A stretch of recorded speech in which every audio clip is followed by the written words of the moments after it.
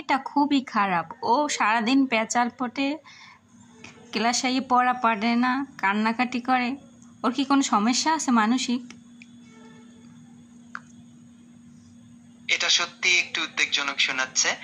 যদি মানজানা ক্লাসে এভাবে আচরণ করে তাহলে সম্ভবত তার কোনো মানসিক বা আবেগগত সমস্যা থাকতে পারে।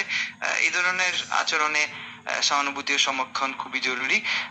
হয়তো তার সাথে একটু আলাপ করে বা শিক্ষকের পরামর্শ নিলে ভালোভাবে বোঝা যাবে তাকে কিভাবে সাহায্য করা যায়। তাকে কি আমি পিটাইয়া ভালো বানাইতে পারবো?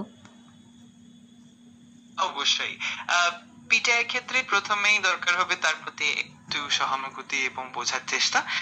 তার সাথে আলাপ করে তার সমস্যাগুলো বুঝতে চেষ্টা করা এবং তাকে নিরাপদ ও সমর্থিত অনুভব করানো খুব জরুরি। ধৈর্য ধরে তার কথা শুনলে সে আরো স্বস্তি পাবে। এছাড়া একটু মনোযোগ এবং ইতিবাচক পরিবেশ তৈরি করলে সে ধীরে ধীরে ভালো বোধ করবে। মার্জানা মনে হয় একটু পাগলি। ওকে ভালো বানানোর জন্য কি কি দরকার? মার্জানার ক্ষেত্রে একটু বিশেষ যত্ন, সহানুভূতি প্রয়োজন। তার সাথে ধৈর্য ধরে কথা বলা, তার আবেগগুলো গুছার চেষ্টা করা এবং তাকে নিরাপদ ও শান্ত পরিবেশ দেওয়া খুবই গুরুত্বপূর্ণ। তার আচরণের পেছনে যদি কোনো মানসিক চাপ বা সমস্যা থাকে তাহলে একজন পেশাদার সাহায্য নিতে পারো।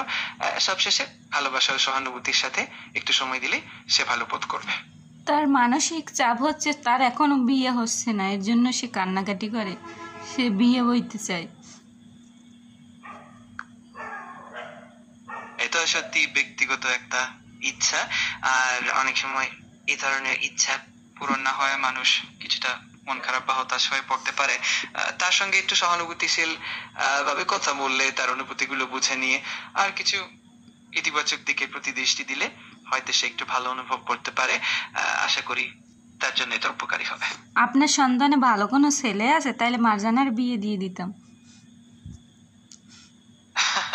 তাহলে তো বেশ মজার হবে।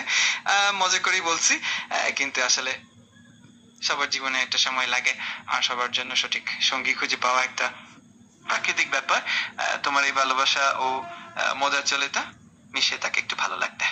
ও, আপনি কি বিয়ে করতে চান মার্জানাকে? সেটা তো বেশ মজার প্রশ্ন।